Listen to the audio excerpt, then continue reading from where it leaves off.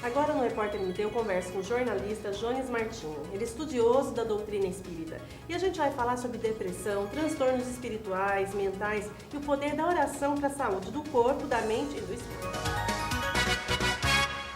Transtornos mentais podem, a partir do estudo da doutrina espírita, eu percebo que a doutrina espírita é uma religião que preocupa muito com a questão também científica. Sim. Busca muita informação na ciência.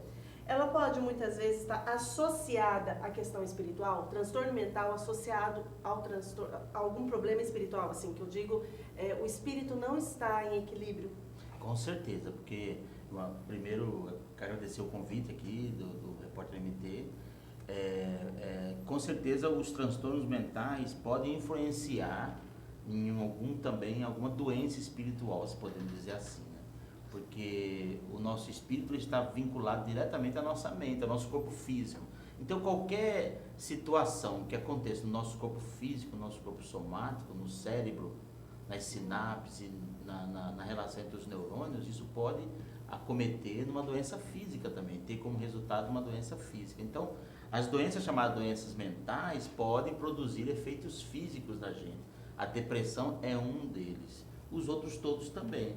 Então, o Espiritismo nos mostra que conforme nós pensamos, conforme nós agasalhamos as informações na mente, isso vai levar a gente a ter distúrbios físicos, reflexos no nosso corpo físico, no nosso comportamento, na nossa forma de ser, na nossa forma de agir. Então, porque a depressão é uma doença, exatamente, né? Isso. E ela tem que ser tratada, as pessoas têm que procurar ajuda. E muito se fala também que existe a depressão, mas também existe a doença espiritual. Sim, né? sim. O transtorno espiritual. Tanto que aqui no site Repórter MT, você que está nos assistindo, né, quer mandar sugestão de pauta, que está aberto, mande sua sugestão de pauta. E às vezes as pessoas perguntam, nossa, mas por que vocês gravam tanto com pessoas né, com visão espírita? Mas justamente porque a gente recebe as pautas e é interessante, e a gente traz essa informação para vocês e tem muito acesso. Então aqui a gente percebe que a parte da saúde, do comportamento, do espiritual, da psicologia, elas atraem leitura. Então as pessoas querem saber. Existe e a religião é algo de... que traz muito, desperta muito interesse das pessoas. Que bom. E que é interessante porque as pesquisas mostram, então uma professora na área de psicologia do FMT, por exemplo, no ano passado, ela fez uma pesquisa na universidade e falou que uma das ferramentas, assim, do alicerce da saúde, do equilíbrio do ser humano é a religião. Espiritualidade. É a espiritualidade. Né? A religião que eu digo assim, crer em algo, né? Então, e no caso cristão, crer em Jesus Cristo. E a doutrina espírita também avalia por esse lado, que a crença, né, acreditar em algo, ter fé, fortalece a pessoa, a religiosidade, até isso. Mesmo contra uma doença mental, Jones? Com certeza, porque você passa a ter esperança, passa a ter fé. Fé não é você acreditar no budismo, no catolicismo, no evangélico, não. É você acreditar que existe algo maior do que nós e que nos ajuda nos momentos de dificuldade. Isso é fé, é ter esperança. O Espírito nos mostra que precisamos ter fé. Fé em Deus. E cada um tem um Deus que escolhe para si, né? Conforme o vínculo que tem a uma organização religiosa. Nós espíritas acreditamos que Deus é o nosso Pai, que Jesus é o nosso guia, nosso modelo. Por isso a fé nos faz lutar para que a gente seja melhor, que esse é o objetivo da religiosidade também, né? Nos tornar pessoas melhores. E ao nos tornar pessoas melhores, a gente olhar para dentro de nós mesmos e ir corrigindo aquilo que nos deixa ruim. A depressão, as doenças mentais, elas fazem com que a gente tenha dificuldade de se relacionar com os outros. E a gente passa a fazer essa busca, né? O que podemos... qual o comportamento que vai nos deixar melhor com os outros, com aquele que a gente convive dentro de casa, na família, no trabalho. Então, a doutrina espírita nos leva a essas reflexões, através dos estudos aprofundados, através da convivência, através do envolvimento com os outros, a gente vai conseguindo descobrir isso. As doenças mentais, que são 90% dos casos de suicídio, têm origem em doenças mentais, segundo a Sociedade Brasileira de Psiquiatria. Então, todas elas podem ser explicadas através da doutrina espírita. Porque a gente tem... Dá um exemplo. Um exemplo, a depressão. A depressão, que é uma doença até pela Organização Mundial de Saúde, considerada uma epidemia já. Epidemia, um mal do século. Exatamente isso. A depressão ela tem origem em distúrbios orgânicos, né, que a gente já pode apresentar em função de traumas Sim. ainda no feto, Sim. traumas familiares, e boa parte dos casos de depressão também tem origem quando o familiar tem depressão, o pai e a mãe. A criança já desenvolve esse quadro depressivo desde quando está sendo gerado ali no útero da mãe. Então tem explicação por esse lado, né, de formação genética, formação dentro de casa familiar, e tem também explicação pelo lado espiritual. A gente pode trazer essa carga de informações de vidas passadas, né, porque o fato da doutrina espírita ser uma doutrina reencarnacionista, então a gente tem diversas vidas, e nessas vidas podemos ter algo que não foi muito bem resolvido e que o nosso espírito no seu subconsciente vai registrar e transferir para o nosso corpo físico. Então essas impressões de vidas passadas vão nos acompanhar ao longo de todas as nossas vidas, até que a gente se propõe a resolvê-las. E aí quando você se propõe a resolvê-las, buscando terapia ajuda ajuda médica, eu isso. também acabo influenciando, impactando, porque pode ser, porque Sim, tem gente que vai nos assistir e vai falar assim, eu não acredito no que eles estão falando. Não, a gente tem que buscar todos os recursos que a medicina oferece. Então ele impacta também no meu espírito. Com certeza, todos os recursos que a medicina oferece, e são de Deus, sim, não podemos desvincular uma coisa da outra, eles têm que ser usados para a nossa melhoria. É óbvio que eu não vou ficar viciado em medicamento. Aí cabe a gente discernir até o momento que sim, isso está sendo útil ou está sendo um vício. Mas todos os recursos oferecidos pela medicina, inclusive as terapias alternativas, yoga, que já são reconhecidas, meditação, inclusive pelo SUS agora, exatamente, né? Isso. Estou até fazendo experiência já para melhorar a qualidade de vida das pessoas. Então todas essas terapias aliadas ao tratamento espiritual. E aí quando a gente fala em tratamento espiritual, a gente diz assim: se eu sou católico, que eu participe da minha igreja, que eu vá lá escutar as palavras do padre, que eu vá me envolver nos diversos tipos de atividades que tem lá. Se eu sou evangélico, que eu participe das minhas atividades. Isso é um tratamento. Porque não basta eu ir lá, fazer como ir lá num ritual, eu preciso me envolver. Né? Na casa espírita é a mesma coisa. A palavra, né, tem que me tocar e me transformar. Exatamente isso. A religião tem que servir para nos tornar pessoas melhores. E ao a gente observar isso, em qualquer religião que for, a gente vai melhorando também essas doenças psicossomáticas, aí, né? Aliada à medicina. Nós nunca podemos desvincular do aspecto médico. Deixando bem claro isso, né? Porque isso, que é uma doença. Isso vai, essa união de fatores, essa terapêutica, a atividade médica, a participação no núcleo religioso, a participação numa obra social, seja qual for, o voluntariado cura doenças. Sim, tanto que nós temos uma entrevista com uma psicóloga que trabalha com logoterapia, e a logoterapia fala sobre o sentido das coisas. A pessoa precisa ter um sentido na vida. Exatamente. E esse sentido, ele significa algo altruísta. Então, o sentido não é coisa material, poder, dinheiro, não. É altruísta, é o bem, é o que você faz para a prática do bem. Isso nos preenche. E aí eu te pergunto, quando você diz palavra e obra, isso. Para a doutrina espírita, algo tem mais prevalência que um outro? Algo substitui o outro? O que eu digo assim, quem só estuda, quem só vai no culto ou na missa, ou né, assistir uma palestra, no passe, e o outro que está em obra, que faz o bem para o próximo. Vou recorrer a Jesus. O que vale Jesus mais? Falou que a fé sem obras é fé morta. Né? Porque a gente, ao acreditar em Deus, a gente parte do princípio assim: se eu acredito em Deus, eu acredito que existe um Pai, alguém que representa a imagem daquele que cuida, que zela, que tutela. Não é? Então, ao acreditar em Deus, eu vou acreditar que todos somos irmãos. E neste princípio, eu preciso ajudar o meu irmão. Primeiro, o mais próximo, que está no nosso círculo próximo. Né? Deus. Exatamente. E depois a gente precisa se envolver em alguma atividade voluntária, que é a prática do bem. E aí, ao fazer, a gente vai estar doando... Porque a palavra se materializa. Né? Exatamente, vai estar doando um pouquinho de bom que nós temos dentro de nós. E não importa onde, existem tantas necessidades a serem atendidas. E isso leva à cura espiritual? Leva à cura espiritual. Porque você vai passar a suprir uma necessidade básica nossa, que é de realização. As doenças mentais têm uma origem, quase todas elas, ao não aprender a lidar com frustrações. E a gente se frustra quando a gente tem a sensação de que algo não deu certo, ou não deu certo como a gente queria. A prática do bem faz com que a gente se sinta realizado.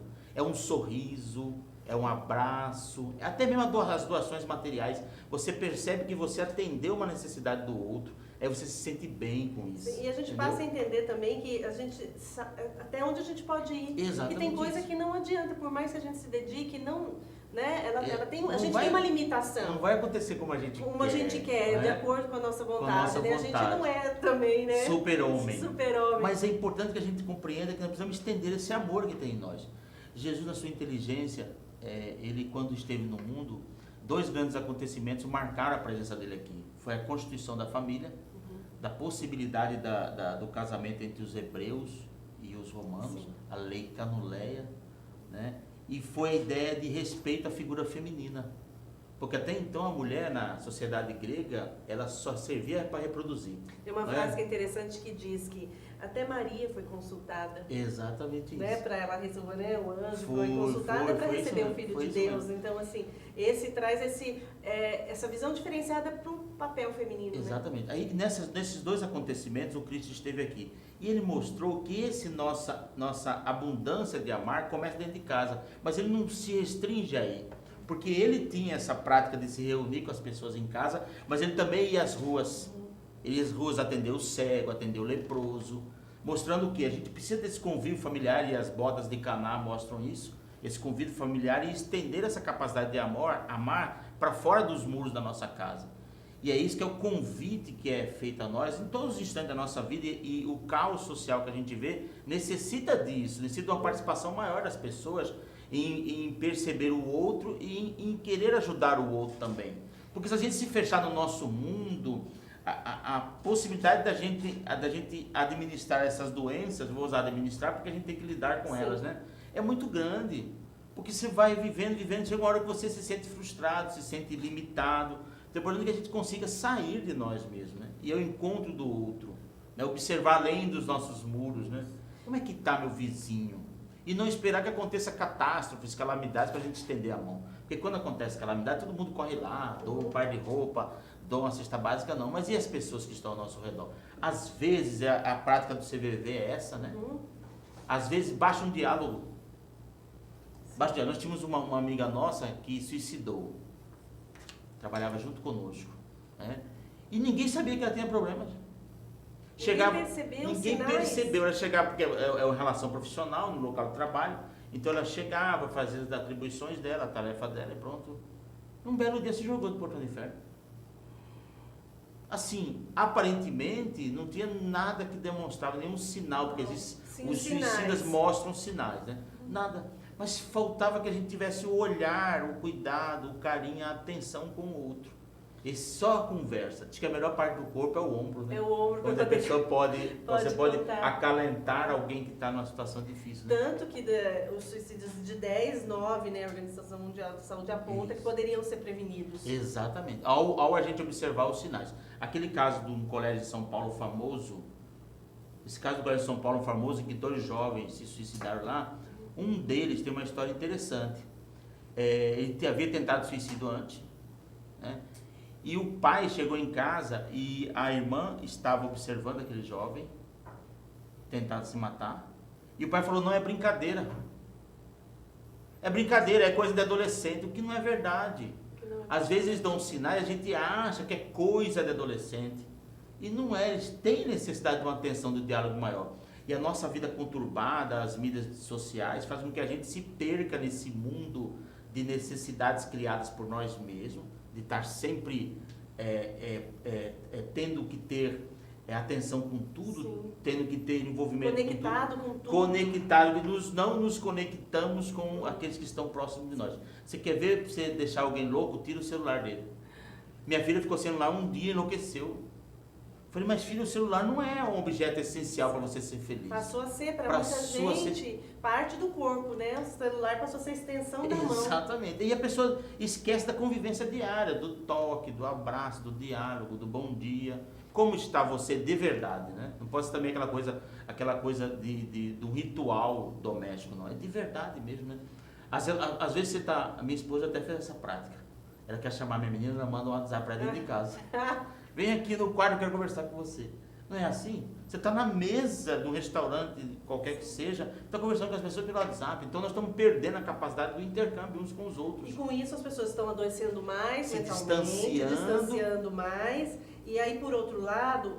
e vivendo no mundo virtual. No mundo virtual e se está falando mais em suicídio, em depressão, dessas doenças, justamente porque percebeu-se que não pode ser mais tabu, tem que ser informação, as pessoas têm que ter essa informação. Porque esse comportamento não preenche o nosso afeto. E um dos maiores motivos que leva a pessoa a se sentir frustradas e buscar o suicídio é a ausência de afeto. Então o afeto é essencial para que a gente se sinta bem. É a percepção que ela tem, né? De que é amada. De que ela de que é amada. E como que você mostra para os outros se você é amada, manda uma mensagem do WhatsApp? Não tem jeito, gente. Então você precisa do contato, precisa do carinho, precisa da atenção. E nós estamos indo por um caminho, em função dessas novas tecnologias, dessas necessidades criadas pelo ambiente social, em que as pessoas estão perdendo esse contato. Estão se tornando uma vida só da aparência. Aí quando você percebe que isso não preenche as nossas necessidades íntimas, você acaba buscando fugir, né, utilizando o suicídio. Ou entrando em depressão porque não consegue ter esse reconhecimento dos outros no grupo social em que você está envolvido. Né? Jones, na visão espírita... A gente fala bastante coisa. Fala, né, Jones? Na visão espírita, tem essa percepção de que existem espíritos obsessores que podem atordoar, atormentar uma pessoa.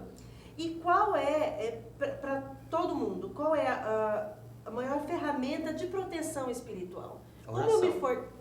A oração. Eu tendo a prática diária da oração, eu me fortaleço de tal maneira que eu deixo o espírito obsessor ou a energia, o que é ruim, longe de mim. Longe de mim. A oração, a prática do bem, a leitura edificante. Toda vez que a gente manda uma mensagem para o nosso cérebro de uma coisa agradável e boa, nosso cérebro reage sobre todo o nosso corpo físico e expande isso. Isso eu vou criando em torno de mim uma energia boa. Uma energia boa. É como se eu fizesse uma capa, assim, uma aura. aura. Como se eu vestisse de um manto de coisas boas. Como Jesus falou, a vigilância e a oração. A oração não precisa ser aquela prece decorada, de joelhos, não. É você parar um instante, Senhor, muito obrigado pelo dia, pela família que eu tenho. Não tem fórmula. Pronto. Isso é orar, é conversar com Deus. Isso é oração. E o que é vigiar, como Jesus falou? É a gente estar atento aos pensamentos que nós registramos e agasalhamos. Agora, inclusive, essa época de política, é normal a gente ficar com raiva, não é? É só você ver programa político. É porque é corrupção, né? Exatamente isso. Eu vou fazer, então a gente fica já com sentimento de raiva, não é assim? Sim. É preciso que a gente combata isso com bons pensamentos. Não é? Senhor, abençoe aquele político. Nossa, não é difícil falar honesto, isso, né? Porque a corrupção é algo muito grave. Exatamente. Mas se eu ficar com aquele pensamento de raiva... o nome de Deus, né, em vão. É verdade. Mas se eu conservar aquele sentimento de raiva e de ódio, eu vou ficar com raiva e com ódio. Eu vou descontar isso no meu filho, na minha filha. Vou descontar isso no trânsito. Eu vou passar a agir com os outros motivado por aquele pensamento que eu agasalhei. E vai resolver minha vida? Ficar com raiva desse cidadão? Dessa cidadã não vai resolver. Então eu preciso aprender a policiar o meu pensamento, a cuidar dele. O que Jesus falou do vigiar, não é? Então eu cuidando dele, eu vou evitar também que esses, você chamou de obsessor, e que esses espíritos... Não sei se é essa palavra. É essa palavra sim. Que esses espíritos que estão por aí em toda parte possam se aproximar de mim. É por energia negativa. Exatamente. Essa energia negativa se aproxime de mim e faz com que eu fique alimentando esses sentimentos. Isso vale para tudo. Vale para o ciúme, vale para a inveja, vale para o egoísmo, vale para o alcoolismo. Porque quando a gente desencarna, nós não produzimos em nós um estado emocional diferente, não. A gente é o que é em todo lugar. Não é? E aí eu vou me aproximar, e aí os espíritos obsessores ou energia negativa, como você disse, esses espíritos obsessores, que sou eu mesmo quando eu desencarno, ou quando alguém, um familiar nosso, morre, ele vai aproximar daquelas energias que ele está habituado a ter enquanto vivo. Entendeu? Então, se você, por exemplo, tem o hábito do álcool, por que é difícil deixar o álcool? Sim, o Porque álcool você não está bebendo sozinho, você está bebendo com uma série de espíritos que enquanto vivos bebiam. Isso serve para a gula, isso serve para o sexo desregrado, serve para todos os nossos comportamentos. Que a gente não está... Nós somos radares. Então, se alimentamos coisas boas, esse radar vai trazer só energia boa, com coisa boa, boas. Sintonia. Por isso que quando a gente chega perto de alguém, Tem gente que deixa a gente cansado. Isso, exatamente. Por quê? Porque essa pessoa está envolvida numa energia ruim. Os orientais chamavam de aura. Entendeu? Os budistas, zoroatristas das regiões orientais chamam de aura isso. Então, nossa aura é a nossa irradiação. Chico Xavier tinha uma aura de 10 quilômetros. Ele irradiava amor. O Papa, quando você olha para ele, você sente uma emoção extraordinária. Por quê? Porque ele irradia amor. O que ele tem dentro de si é um amor extraordinário. Então você percebe isso quando você aproxima. Eu tive a oportunidade de ir ano passado lá em Salvador, eu fui lá nas obras sociais de Irmã Dulce. Irmã Dulce já desencarnou. Exatamente, ela já desencarnou. Mas o ambiente que ela vive é todo impregnado dessa energia que ela irradiava ainda. Por causa do amor que ela tinha. Mesma coisa somos nós. É o sentimento, para ilustrar, ficar mais fácil entender, que a mãe tem pelo filho. Ou pela filha. De amor. Exato. Então você irradia isso. Nós estamos no mundo para aprender a irradiar isso em toda circunstância. Para aprender a não ter o sentimento de raiva, de ódio, de rancor, de revolta. Porque isso causa prejuízo imediato e causa prejuízo ao longo do tempo. Para nós mesmos. O ressentimento, por exemplo, é como a gente se alimentar de uma comida estragada. Você fica com aquilo no seu organismo por longo tempo. E adoece também fisicamente, porque as pesquisas mostram que a emoção, a ciência a já tem estudos mostrando que isso tem traz câncer, por exemplo, exatamente né? Tanto isso. que tem médicos que falam, câncer em tal lugar foi a raiva. Exatamente isso. E provoca doenças mentais. Sim, provoca doenças Porque mentais. se você fica aquele registro no cérebro, você vai ter dificuldade em lidar com as nossas dificuldades íntimas, com os nossos comportamentos. Porque você vai olhar para alguém e já vai ser motivado por aquele sentimento. A pessoa não fez nada para você. Né? Já filtra de um lado negativo. Isso. Para finalizar, todos que a gente vai um assunto meio assim. Tem algo que me causa muita angústia quando eu falo suicídio, porque é aquela condenação interna. Então, das religiões que falam, né? Ai, do Vale dos Suicidas, ou vai ficar, enfim, vagando, vai para o inferno. E muitas famílias que passam por essa questão, por essa dor, pós-sídio, né? Ela continua tendo a dor, vivendo porque todo o tempo falando sobre isso. Então, a visão espírita desse Deus é amor. Então ele nunca tem a punição eterna, não existe o castigo eterno. A gente tem renovadas possibilidades de reparar os erros que nós cometemos. Como uma mãe e um pai sempre dá oportunidade aos filhos, imagina Deus se fosse diferente disso. Então, para nós espíritas, existe sim um ato extremo de desespero, às vezes. Isso é muito observado sob o ponto de vista de cada um. O que levou cada pessoa a fazer isso, né?